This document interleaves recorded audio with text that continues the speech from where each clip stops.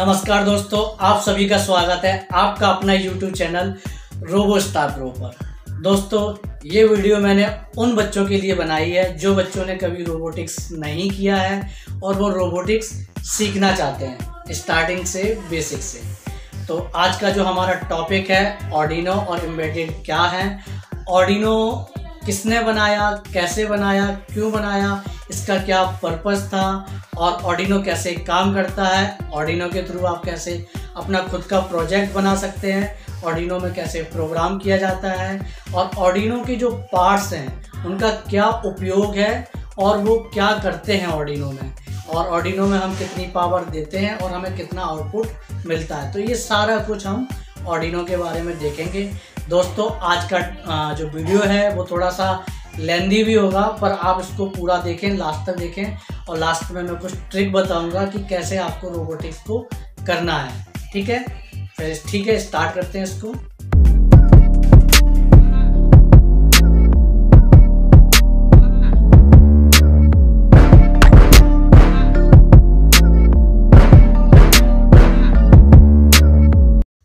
मान लेते हैं कि आप एक प्रोजेक्ट बनाना चाहते हो, जैसे कि ये हमारी जो कार है और आप चाहते हो कि इस कार को ऑटोमेटिक मूव कराया जाए और इसके सामने कोई भी ऑब्जेक्ट आए तो ये राइट हो जाए, फिर कोई ऑब्जेक्ट आए तो फिर ये राइट हो जाए। तो अब इस कार को ये चीज़ कराने के लिए हमें कोई सिस्टम चाहिए या कोई कंप्यूटर चाहिए जिसमें हम इसको ये चीज़ बोल सकें कि भाई तेरे सामने कोई ऑब्जेक्ट आए तो तुझे राइट होना है, फिर तेरे सामने कोई ऑब्जेक्ट आए तो उसे फिर राइट होना है। तो उसके लिए कोई सेंसर या एक कोई सिस्टम चाहिए, है ना, तभी तो ये काम करेगी। तो उस सिस्टम का हम जो यूज़ करते हैं उसी को हम आर्डिनो बोलते हैं। आर्डिनो के थ्रू हम इससे आउटपुट लेते हैं। तो अब जैसे आप चाहते हो कि नहीं, हमारा इसके सामने कोई ऑब्जेक्ट, जब ये मूव करे इसके सामने कोई ऑब्जेक्ट आए तो ये लेफ्ट हो जाए, आप चाहते हो कि नहीं ऑब्जेक्ट आए तो राइट हो जाए। तो जो भी आप इससे कराना चाहते हो वो चीज़ आप इसके आर्डिनो को लगा के आप इसमें प्रोग्राम करके आप वो चीज़ इससे करा सकते हो। अब हम देखते हैं कि आर्डिनो क्या होता है, कैसा होता है। ठीक है, आर्डिनो एक छोटा सा कंप्यूटर है जिसको बनाया गया है नॉन इंजीनियर्स के लिए, ताकि वो अपना कोई भी प्रोजेक्ट बना सकें, कोई भी इसको यूज़ करके अपना खुद का प्रोजेक्ट बना सके, अपना खुद का प्रोग्राम कर सके। इसीलिए इसको ओपन सोर्स प्लेटफॉर्म भी बोलते हैं, ताकि आप हर टाइप का अपना प्रोजेक्ट डिज़ाइन कर सकते हैं। आर्डिनो से कई सारे प्रोजेक्ट बनते हैं, होम ऑटोमेशन हुआ, फायर फाइटिंग रोबोट हुआ, ब्लूटूथ कार हुई, ऑटोमेटिक फ़ैन हुआ, ऐसे कई लाखों प्रोजेक्ट हैं जो आप आर्डिनो के थ्रू बना सकते हैं। आर्डिनो को इटली में बनाया गया। इटली में ही स्टूडेंट और प्रोफेसर मिलकर जिस रेस्टोरेंट बार में डिस्कशन किया करते थे उस रेस्टोरेंट का नाम आर्डिनो था। इटली के ही एक राजा थे जिन्होंने सन 1002 से 1014 तक राज किया था, तो उस वीर योद्धा के नाम से भी आर्डिनो जाना जाता है। आर्डिनो कई टाइप्स के होते हैं, ज़्यादातर लोग आर्डिनो यूनो को यूज़ करते हैं। अगर आप चाहते हैं इससे भी कोई बड़ा यूज़ करना है तो आर्डिनो मेगा आता है। आर्डिनो मेगा में ज़्यादा प्रोसेसिंग पावर होती है, ज़्यादा मेमोरी होती है, ज़्यादा इनपुट और आउटपुट डिवाइस को आप कनेक्ट कर सकते हो, जोड़ सकते हो। और इसके बाद आर्डिनो नैनो भी आता है, आर्डिनो मिनी भी आता है, आर्डिनो लिली भी आता है और आर्डिनो माइक्रो भी आता है। आपको जो अच्छा लगे आप वो यूज़ कर सकते हो। अब देखेंगे आर्डिनो के पार्ट्स के बारे में कि हम क्या क्या उसमें हम यूज़ कर सकते हैं, कितनी पावर हमें देनी है और कितना हमें आउटपुट मिलता है, ये सारा कुछ को हम देखते हैं। फिर तो ये हमारा आर्डिनो यूनो है और ये काफ़ी छोटा है, काफ़ी अच्छा है, तो इसको आप आराम से पॉकेट में भी रख सकते हैं और इसमें आप मोबाइल के थ्रू भी प्रोग्राम कर सकते हैं। आगे वो हम आपको बता देंगे नेक्स्ट वीडियो में कि मोबाइल के थ्रू कैसे प्रोग्राम करते हैं इसमें। और ये यूनो है, आर्डिनो यूनो, काफ़ी बढ़िया है। और नेक्स्ट हमारा है ये आर्डिनो मेगा है, तो ये इससे थोड़ा सा बड़ा है और पर इसमें काफ़ी सारी पिन है, साइड में भी पिन है, तो इसमें काफ़ी सारी मेमोरी है, काफ़ी सारे प्रोजेक्ट इससे कनेक्ट कर सकते हो। और ये हमारा आर्डिनो यूनो है और ये हमारा आर्डिनो नैनो है। तो अभी हम आर्डिनो यूनो की बात करते हैं। तो आर्डिनो यूनो को आप थोड़ा सा देख लें, और अगर आप इसको परचेज़ करना चाहते हैं तो एक चीज़ का थोड़ा सा ध्यान दें कि ये जो साइड में लिखा है ना, sorry, made in Italy, side में लिखा है ना मेड इन इटली, तो मेड इन इटली का ही लें, ना कि कोई चाइना का लें, वो बहुत जल्दी ख़राब हो जाता है। तो इसीलिए मैंने डिस्क्रिप्शन में आपको एक लिंक दे दी है, आप वहाँ से जाके उसको ऑर्डर कर सकते हैं। और मैं आपसे एक रिक्वेस्ट और करूँगा कि अगर आप सच में रोबोटिक्स सीखना चाहते हैं तो आप एक आर्डिनो किट ले लें। इसीलिए मैंने डिस्क्रिप्शन में 2 लिंक दिए हैं, 2 किट हैं, उसमें आप कोई भी एक किट ऑर्डर कर लें, ताकि आगे मैं जो भी वीडियो बनाऊँ इससे रिलेटेड, तो आप कम से कम उसका मैं कोई प्रोजेक्ट बना रहा हूँ तो आप भी घर पे बनाएं, ताकि आप भी सीखें, क्योंकि साथ में जब आप काम करोगे तो आपको बहुत अच्छा लगेगा, आप सीखोगे भी जल्दी। तो इसलिए आप उसको देख लें। अब हम इसको देखते हैं, इसके पार्ट्स के बारे में देखते हैं कि ये कैसे क्या काम करता है। ठीक है, तो स्टार्ट करते हैं।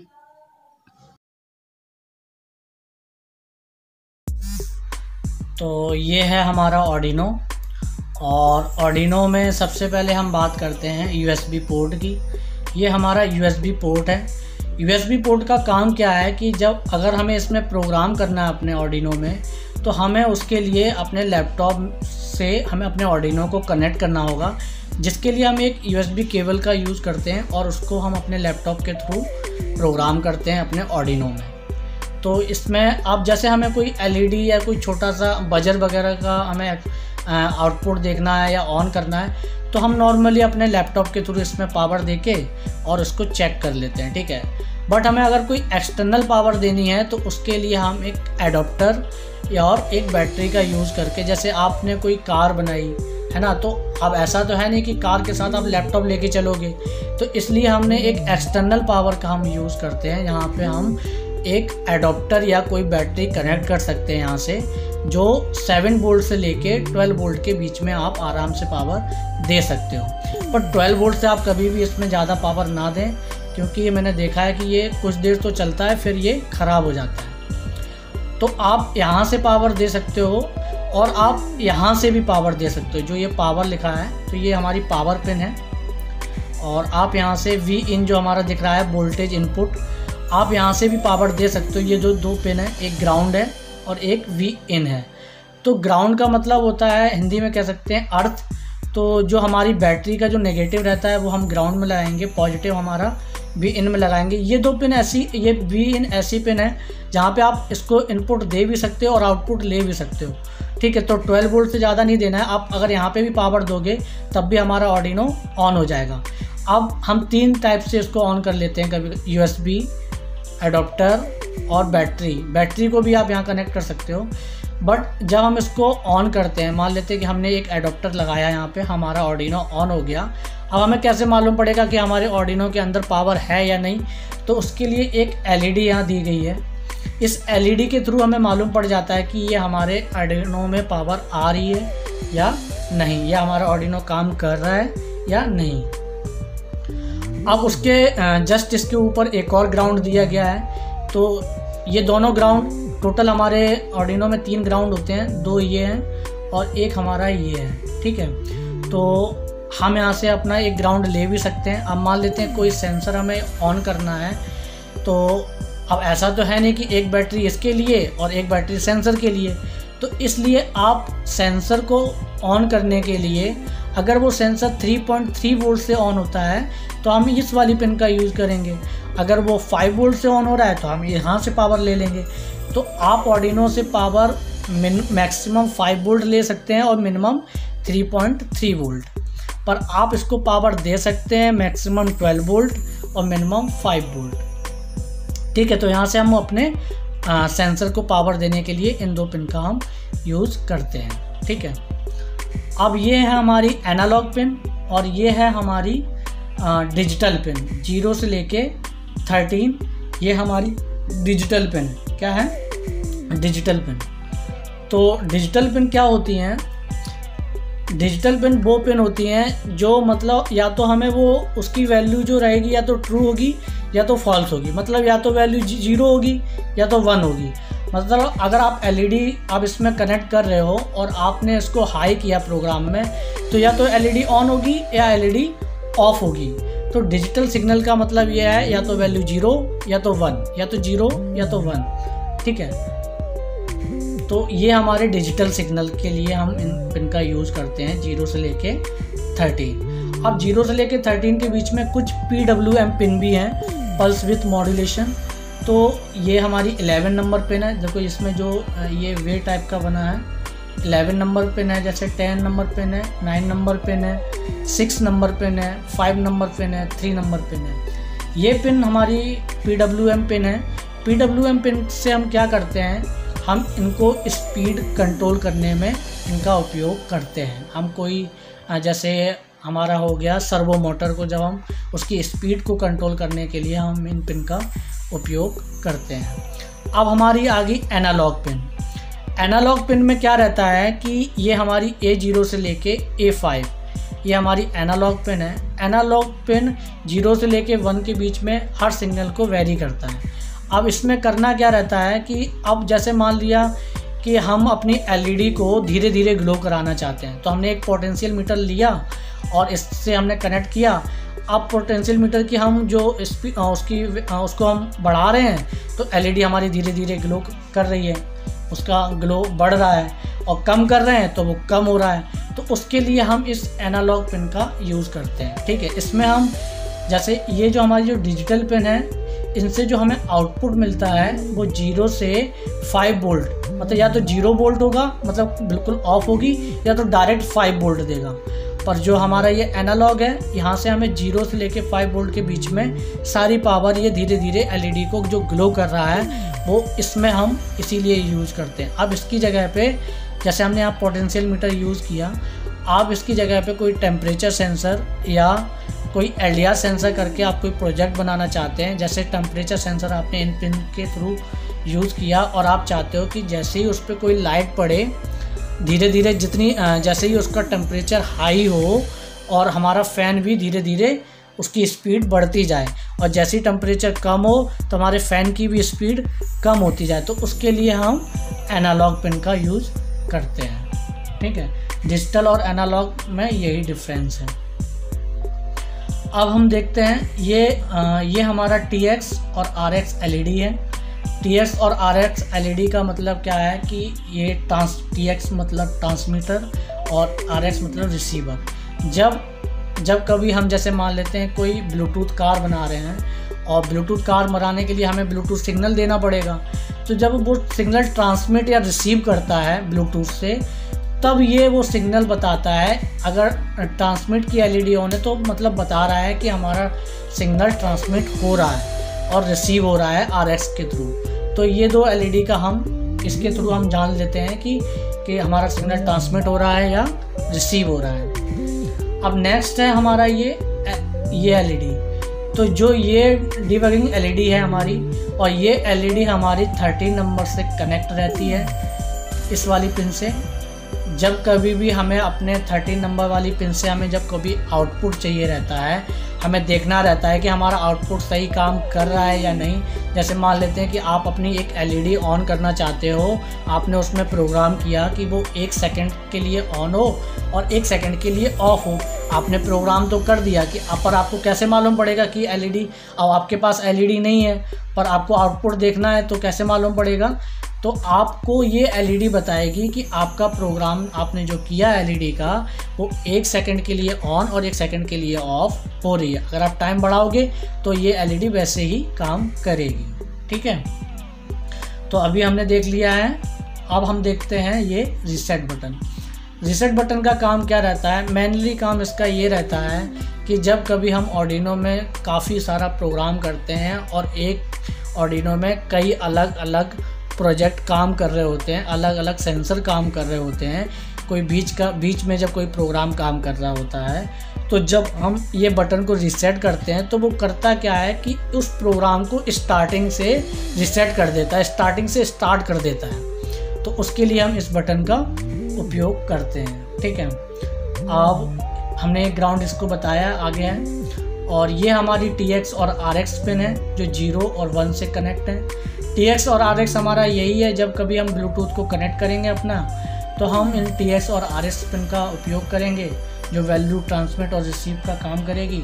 वो आगे के हम प्रोजेक्ट में इसको देखेंगे। ठीक है, अब इसको आगे थोड़ा और अच्छे से समझते हैं।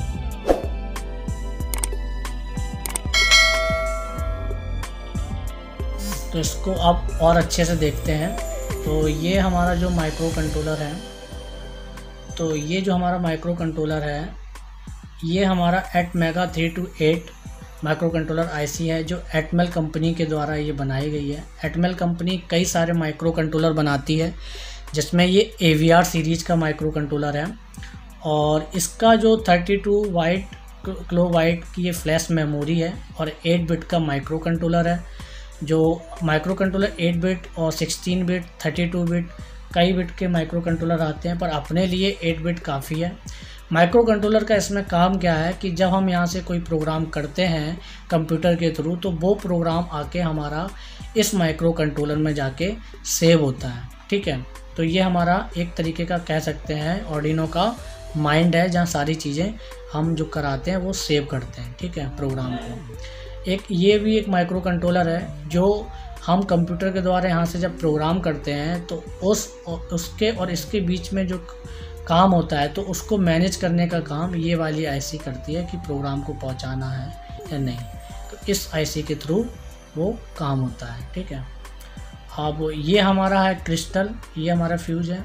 ये हमारा क्रिस्टल है जो 62 हर्ट्ज का क्रिस्टल है, जो फ्रिक्वेंसी को मैनेज करने का काम करता है। और ये हमारा वोल्टेज रेगुलेटर है, जो एक्सटर्नल वोल्टेज जब हम इसमें पावर देते हैं तो वोल्टेज को मैनेज करना और वोल्टेज को मैनेज करने का काम ये वाला वोल्टेज रेगुलेटर करता है। ठीक है, और ये जो हमारी पिन है ICSP पिन, ICSP का फुल फॉर्म होता है इन सर्किट सीरियल प्रोग्रामिंग। तो ये जो पिन है, इन पिन का उपयोग होता है हमें इसके अंदर के प्रोग्राम, इस वाली IC के अंदर के प्रोग्राम को जब हमें रीप्रोग्राम करना होता है तो हम इन पिन का यूज़ करते हैं। एक दूसरा आर्डिनो यूज़ करके हम इसके अंदर के प्रोग्राम को रीप्रोग्राम कर सकते हैं। ऐसे ही एक नीचे भी ये पिन है, ये भी ICSP पिन है, जो इसके माइक्रो कंट्रोलर के खुद के प्रोग्राम को एडिट करना या रीप्रोग्राम करने के लिए हम इन पिन का यूज़ करते हैं। ठीक है, और ये हमारी नॉट कनेक्टेड पिन है, और ये रेफरेंस वोल्टेज है जो वोल्टेज को रेफरेंस करता है, और ये रीसेट पिन है जो रीसेट करने के काम आती है।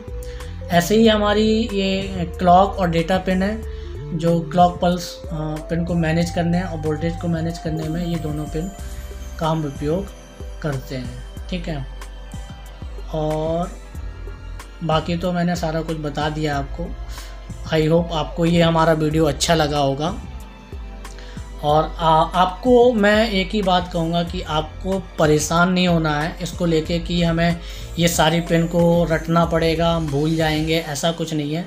इसमें बस आपको याद क्या रखना है, बस आपको थोड़ा सा आपको ये USB का काम है, ठीक है, एक्सटर्नल पावर का काम है, और आपको डिजिटल पिन का काम है 0 से लेके 13, और ये हमारी पावर पिन और एनालॉग पिन। बाकी आपको कुछ भी परेशान नहीं होना है कि क्या करना है क्या नहीं। हाँ, बस ये थोड़ा ध्यान देना है कितना वोल्टेज देना है और हमें कितना आउटपुट मिलेगा। ठीक है, आपको परेशान नहीं होना है।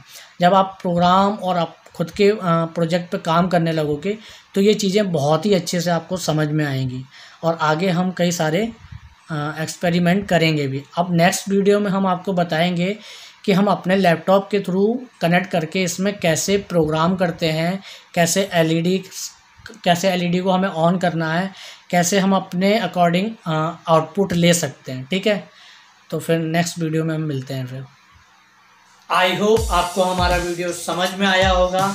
अपने दोस्त, अपने फ्रेंड्स के साथ ज़रूर शेयर करें और हमें कमेंट करके ज़रूर बताएं कि आपको हमारा वीडियो कैसा लगा। और हो सकता है कि कुछ चीज़ें आपको ना समझ में आई हो, क्योंकि अभी आपने स्टार्ट किया होगा, तो हो सकता है कुछ चीज़ें ना समझ में आई हो, तो प्लीज़ हमें कमेंट बताएं। हम उनको ज़रूर इम्प्रूव करेंगे, क्योंकि हम बिल्कुल नहीं चाहते कि हमारा कोई भी स्टूडेंट डाउट में रहे। और दोस्तों, अगर आपने हमें इंस्टाग्राम और फेसबुक पर फॉलो नहीं किया है तो ज़रूर कर लें, क्योंकि हम उस पर डेली पोस्ट करते रहते हैं।